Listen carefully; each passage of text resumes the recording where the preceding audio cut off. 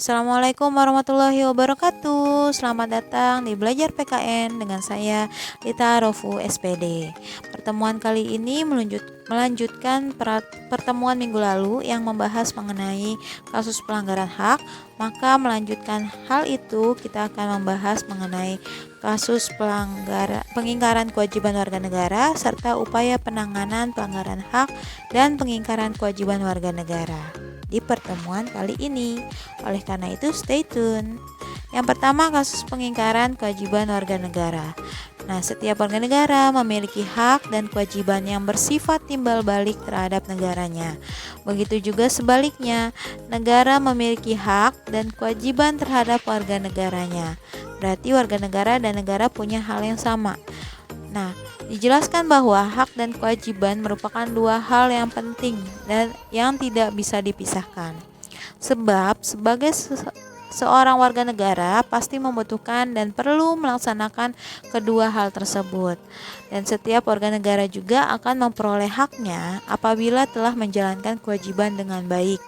Tugas utama warga negara yaitu menyeimbangkan pelaksanaan hak dan kewajiban agar memperoleh kehidupan dan kesejahteraan yang baik. Akan tetapi dalam pelaksanaannya terkadang mengalami beberapa kendala.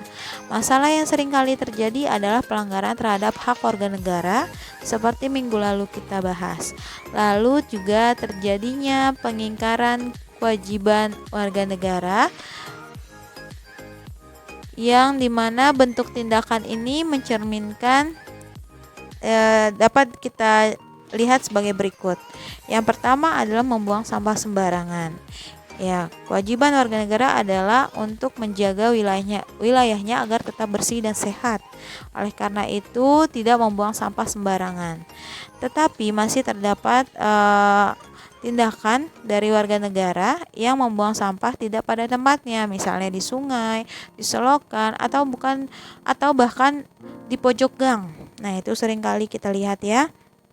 Nah, ini termasuk ke dalam kasus pengingkaran kewajiban warga negara. Lalu yang kedua, tidak membayar pajak. Yang kedua itu mohon maaf, yaitu adalah melanggar aturan berlalu lintas.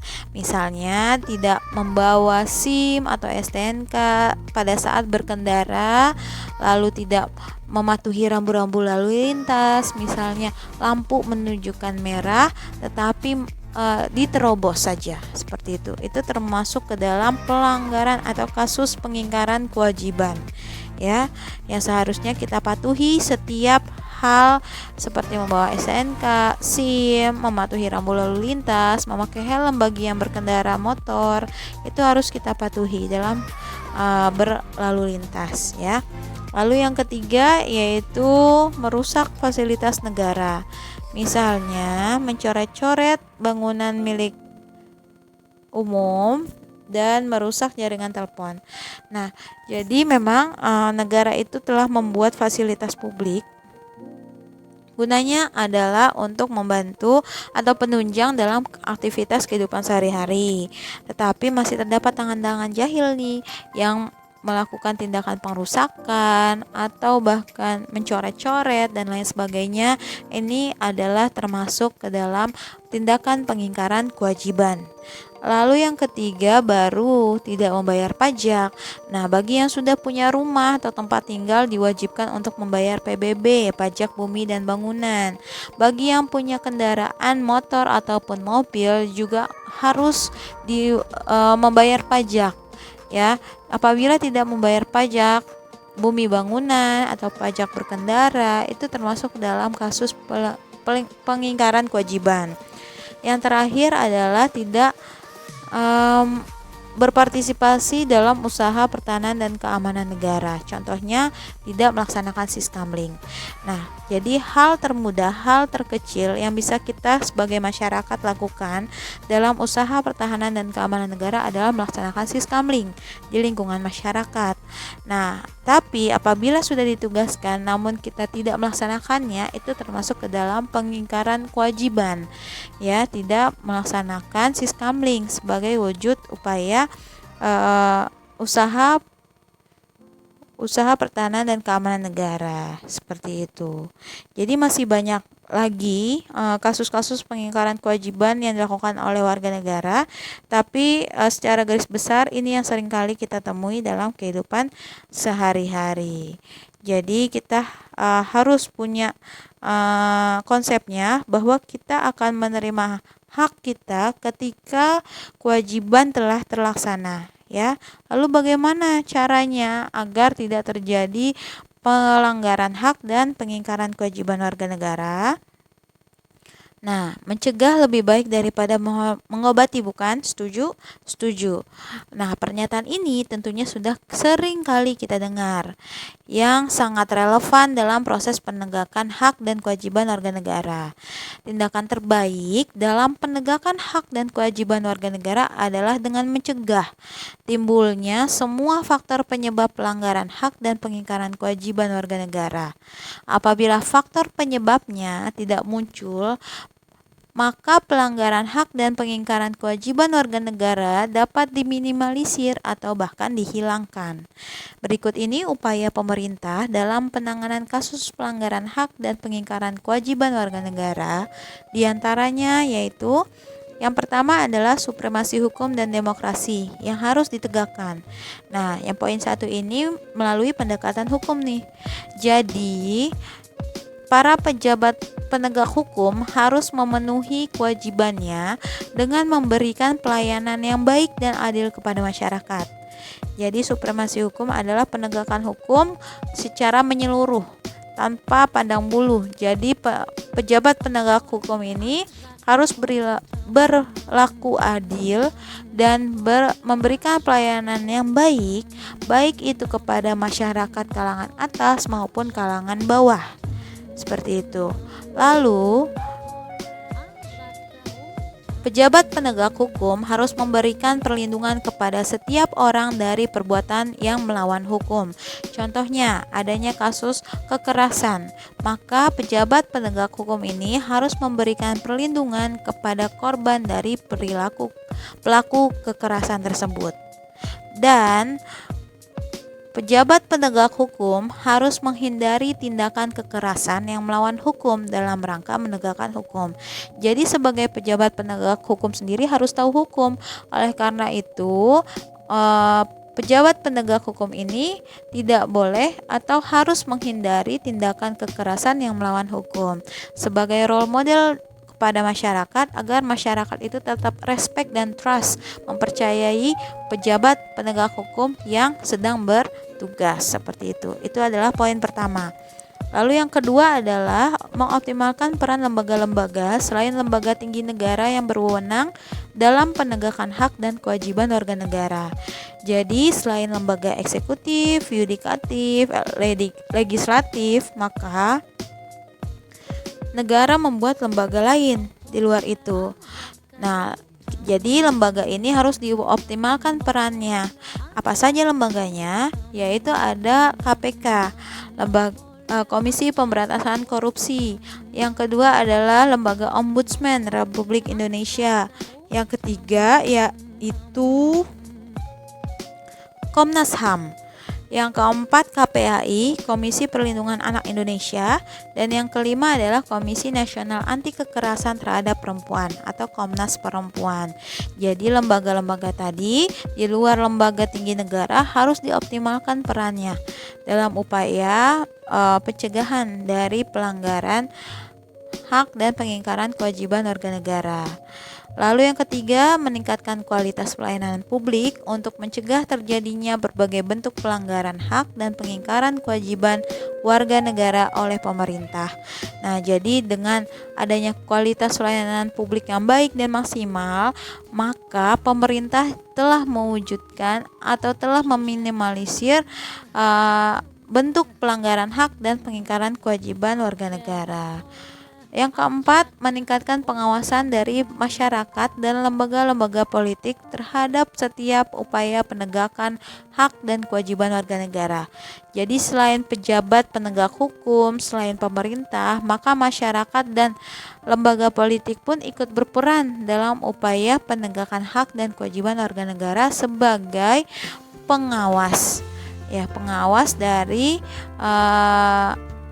setiap penegakan hukum. Yang kelima, meningkatkan penyebarluasan prinsip-prinsip kesadaran bernegara kepada masyarakat melalui lembaga pendidikan formal maupun non-formal. Jadi memang yang utama itu adalah masyarakat harus dibekali pendidikan atau wawasan mengenai prinsip kesadaran negara. Nah, jadi kesadaran antara hak dan kewajiban masyarakat itu harus tahu. Nah, hal ini bisa diperoleh melalui lembaga pendidikan formal seperti sekolah atau perguruan tinggi maupun lembaga pendidikan non formal seperti kegiatan keagamaan atau kursus-kursus. Yang keenam adalah meningkatkan profesionalisme lembaga keamanan dan pertahanan negara. Lalu yang ketujuh adalah meningkatkan kerjasama yang harmonis antar kelompok atau golongan dalam masyarakat. Jadi memang dalam masyarakat itu kan heterogen sifatnya. Jadi masyarakat itu terdiri dari beberapa latar belakang, dari beberapa agama, terus ada berbagai suku dan lain sebagainya. Oleh karena itu harus ditingkatkan kerjasama yang harmonis agar mampu saling memahami dan menghormati keyakinan dan pendapat masing-masing. Nah, jadi ketujuh poin ini merupakan upaya pencegahan. Nah, jadi selain upaya pencegahan 7 poin itu, pemerintah juga menangani berbagai kasus yang sudah terjadi. Tindakan penanganan yang dilakukan oleh lembaga-lembaga negara yang mempunyai fungsi utama untuk menegakkan hukum, serta masyarakat yang memiliki fungsi kontrol terhadap penegakan keadilan dalam masyarakat, dan juga ada lembaga pers. Nah, jadi selain ketujuh poin tadi, poin ini nih sebagai upaya pencegahan, maka ada pula langkah-langkah yang dilakukan apabila kasus pelanggaran hak dan pengingkaran kewajiban itu sudah terlanjur terjadi. Itu bisa ditangani oleh lembaga negara yang memiliki tugas utama untuk menegakkan hukum. Terus juga ada peran masyarakat yang berfungsi sebagai kontrol terhadap penegakan keadilan, juga ada lembaga pers. Nah, antara lain sebagai berikut. Ini adalah keempat lembaga negara yang memiliki fungsi utama untuk menegakkan hukum. Yang pertama kepolisian, yang kedua TNI, yang ketiga KPK, yang keempat lembaga peradilan. Jadi kepolisian yang pertama ini tugasnya adalah untuk melakukan penanganan terhadap kasus-kasus yang berkaitan dengan pelanggaran terhadap hak warga negara untuk mendapatkan rasa aman. Jadi setiap warga negara itu memiliki hak untuk mendapatkan rasa aman. Nah, jadi tugasnya polisi adalah apabila terjadi perampokan di wilayah A, maka otomatis masyarakatnya tidak mendapatkan rasa aman. Oleh karena itu kepolisian menangkap pelaku perampokan tadi supaya warga di wilayah A itu mendapatkan hak warga negaranya untuk mendapatkan rasa aman. Selain itu kepolisian juga akan melakukan penangkapan pelaku tindak pidana lainnya seperti pelaku pembunuhan, penganiayaan, lalu pelaku tindak pidana terorisme. Selain itu juga kepolisian menangani kasus-kasus yang berkaitan dengan pelanggaran lalu lintas. Itu yang tugas kepolisian. Yang kedua adalah TNI, merupakan lembaga penegak hukum yang bertugas untuk melakukan penanganan terhadap kasus-kasus yang berkaitan dengan gerakan separatisme. Contohnya gerakan Aceh Merdeka.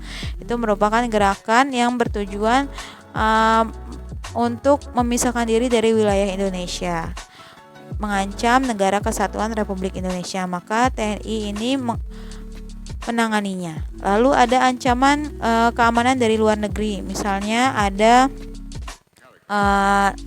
pesawat tempur yang melewati batas udara wilayah negara Indonesia tanpa izin. Oleh karena itu akan ditangani oleh TNI. Dan TNI juga akan membackup Polri dalam rangka keamanan negara. Misalnya terjadi demonstrasi besar-besaran di depan gedung MPR seperti 2 atau setahun yang lalu, itu maka kepolisian akan di-backup oleh TNI seperti itu dalam rangka keamanan negara. Lalu yang ketiga adalah Komisi Pemberantasan Korupsi atau KPK Seperti namanya, tugasnya adalah untuk menangani kasus-kasus korupsi dan penyalahgunaan keuangan negara, baik skala kecil maupun besar.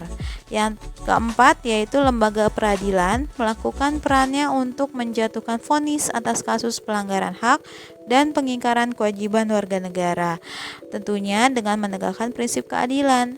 Nah, jadi lembaga peradilan ini bisa dibilang sebagai ujung dari proses hukum pelanggaran hak dan pengingkaran kewajiban.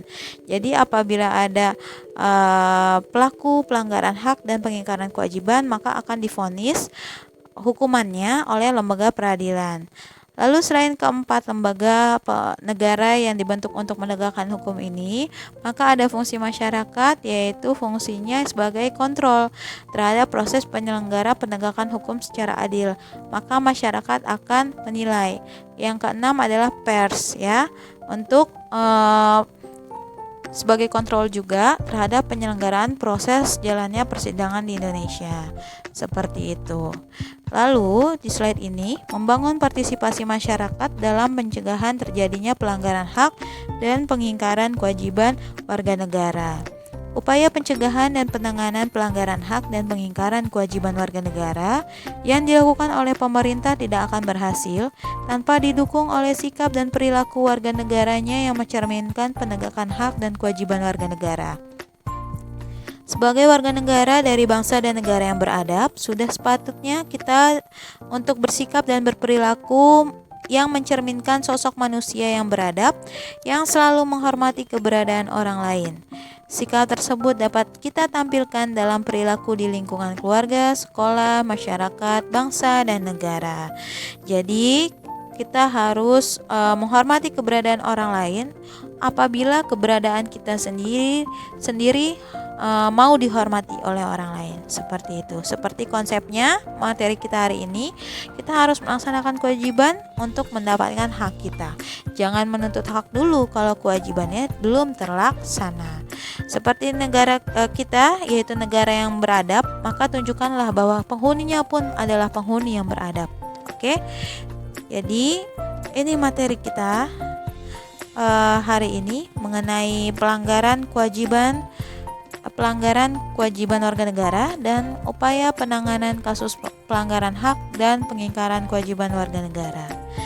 Nah, jadi mudah-mudahan materi penjelasan hari ini membuat kalian paham mengenai konsep penanganan dan contoh kasus dari pelanggaran hak dan pengingkaran kewajiban warga negara. Kurang lebihnya mohon maaf, saya ucapkan terima kasih kepada yang menyaksikannya.